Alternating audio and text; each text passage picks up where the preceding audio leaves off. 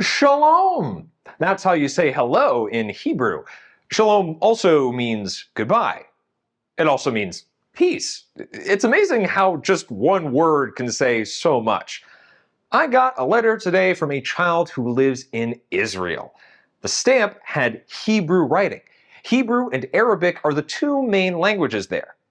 Can you see the Hebrew writing and then the Arabic below?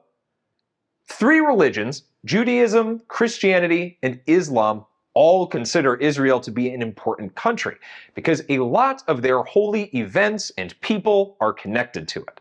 A lot of Bible stories take place there. Do you remember that some other countries we talked about, like Egypt or Greece, are a combination of ancient and modern? Israel is also a country where very old meets very new, with ancient places as well as modern buildings and cutting-edge technology. So stay tuned to discover lots of exciting things in this episode of Let's Take a Journey, Israel.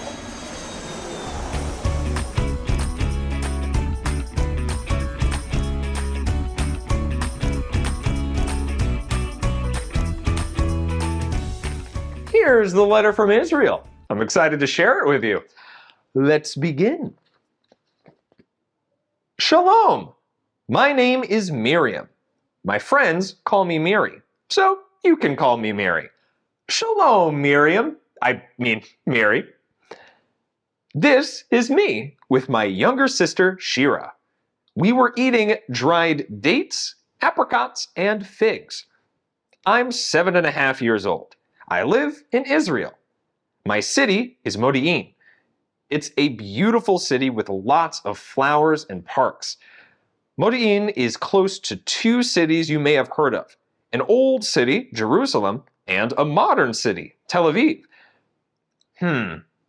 If you had to choose, what kind of city would you like to live in? A busy modern city or one with magnificent old buildings?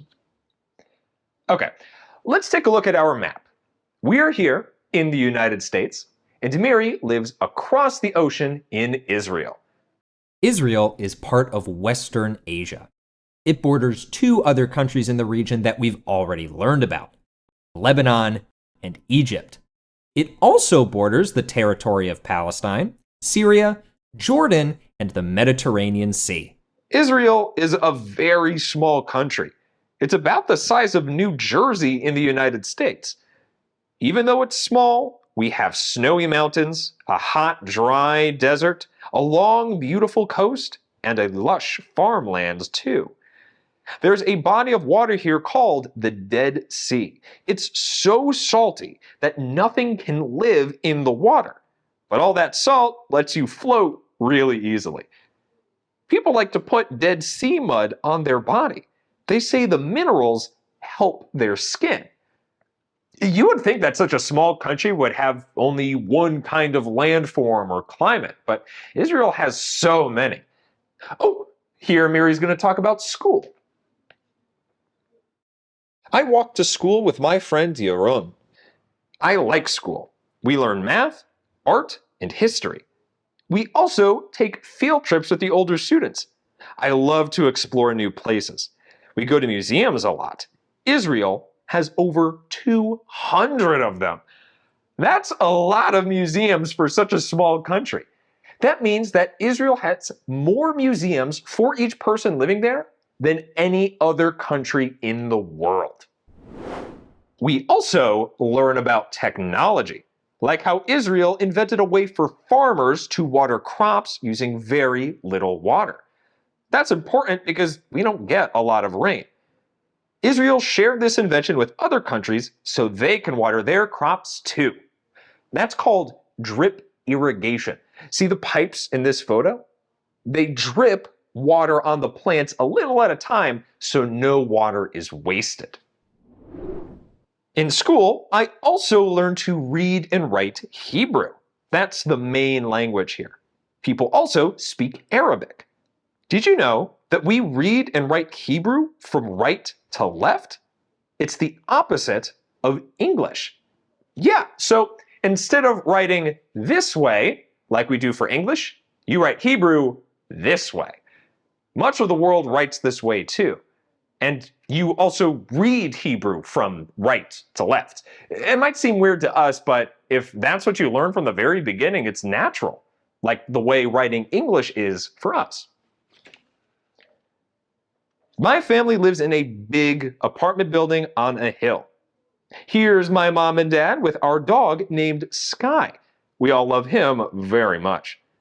My grandparents stay with us while my parents work. When my mom is not working, she takes Shira and me shopping at different malls in Tel Aviv. My parents also take us to the Shuk. That's the big market in Jerusalem. It's crowded and noisy. I like it there. There's always something exciting going on.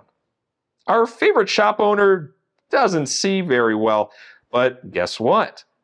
The money in Israel has raised markings so that people who can't see can feel the little bumps and know how much money they're holding. Huh. That's really cool, Miri. In the US, 5s, 10s, 20s, they all feel the same, so you have to rely on others to tell you what you have if you can't see. In Israel, each bill has a different pattern of raised marks. When my family goes to Jerusalem, sometimes we visit the Western Wall. This is a very old and special place that people visit from around the world. It's very holy to many religions, but especially the Jewish faith. The Western Wall is part of a real wall from an ancient temple that was destroyed thousands of years ago. People come here to write wishes and prayers to God on pieces of paper and stick them into the cracks along the wall. What would you write if you visited the Western Wall? Even though it is an old city, Jerusalem has many modern things too. It has one of the biggest hospitals in the world. In this hospital, and hospitals all around the world, doctors use important medical technologies that were invented right here in Israel. Remember how I said drip irrigation was invented here? Well, many other inventions come from Israel too. Israel invented a robotic machine that helps people who are paralyzed to stand and walk on their own. They invented a pill that has a tiny camera in it so doctors can get photos of your insides. An Israeli engineer paved the way for the first USB flash drive that can store your homework, games, and other things from your computer and take them with you wherever you go. How about leaving a message on someone's phone? Voicemail technology was invented in Israel. And get this, if you love cherry tomatoes, you can thank Israel. They created a way to make them sweet and delicious so people everywhere can enjoy them. Whew, that's a lot. I think it'd be fun to explore more things that have come to us from Israel on your own. Let's keep reading. On Fridays, we visit my cousins in Tel Aviv. The city has tall buildings, but it also has great beaches. I love to build sandcastles and play in the waves. We have a big Shabbat dinner on Friday night. Early in the day, my mom bakes challah, which is a special braided bread. It smells so good when it's in the oven. My favorite meal is shakshuka, eggs in tomato sauce with peppers and onions. I could eat it every day. I ordered shakshuka at a restaurant once, and it was really good. I bet it's pretty easy to make. We eat a lot of fresh fruit and vegetables from the local markets.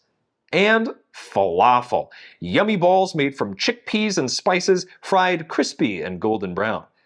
I eat them in pita bread and a creamy sauce called tahini. It's made from ground sesame seeds. And hummus, that's creamy chickpeas and olive oil.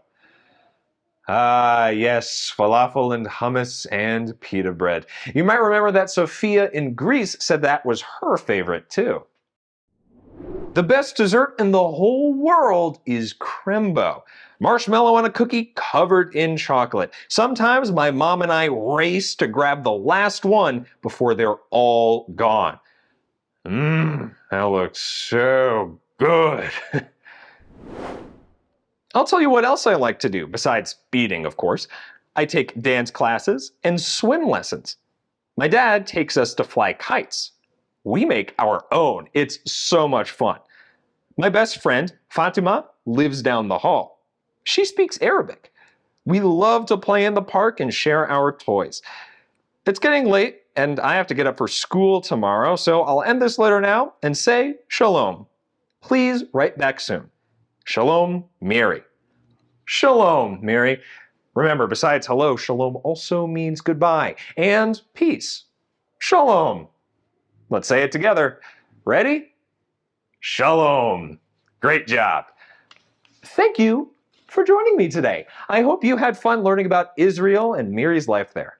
Be sure to look for the PDF for this lesson for some fun activities and other information that'll help you get even more out of this video. Ready to stamp our passport? All right. Until next time, friends, remember to always be clever. Hey!